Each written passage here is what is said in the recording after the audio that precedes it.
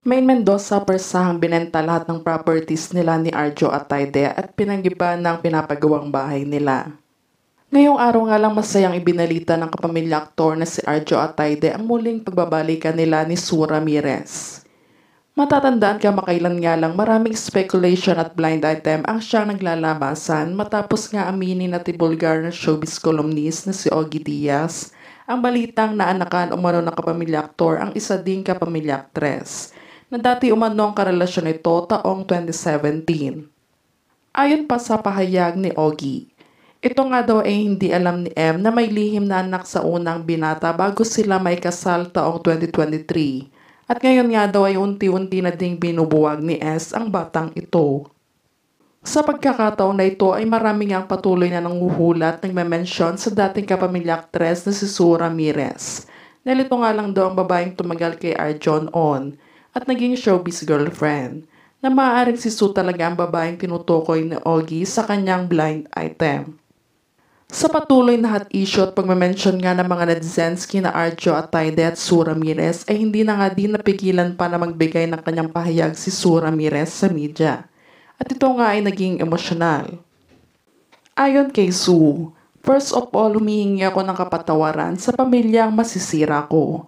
Hindi ko ginusto ang nangyari sa amin noon at hindi ko akalain na magbubunga ang pagsasama namin ni Arjo. Yes, definitely, may nakaraan kami ni Arjo and I am proud of that.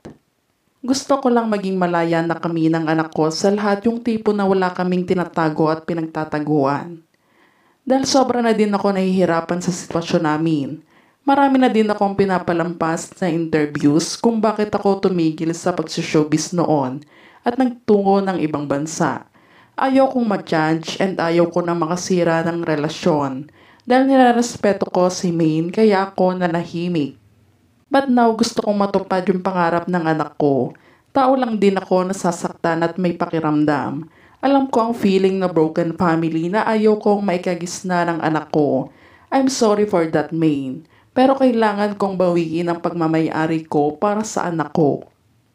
Ngunit sa naging big revelation ngang ito ni Sue Ramirez ay marami ngang nagalit at may ilan din na nalungkot sa mga nangyayari.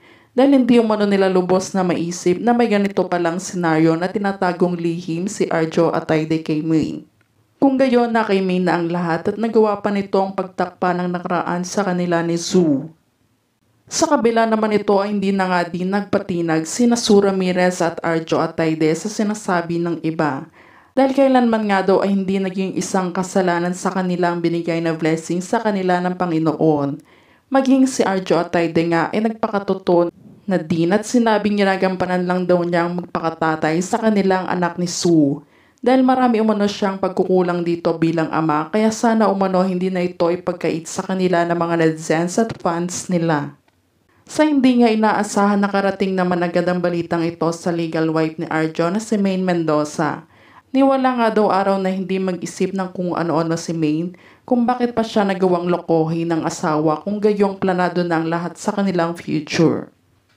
Mangiyak-ngiyak at napahugulgol nga ito sa mga nagiging problema na dumadating sa kanilang buhay. Kaya naman maging ang kanilang dream house ay pinabulwas at pinasira nito upang hindi na umano niya maalala pa ang asawa. Maging ang properties nila ay to for sale na din. Sa ginawa nga ito ni Maine ay marami ang galit dahil sinayang lang daw umano nito lahat ng pera sa wala. Kung gayon, maaari naman daw nadaanin sa pag-uusap at paghahatian ng ari-arian at gagamitan para umano wala ng habol ang bawat isa at magkaroon na lamang ng kasunduan.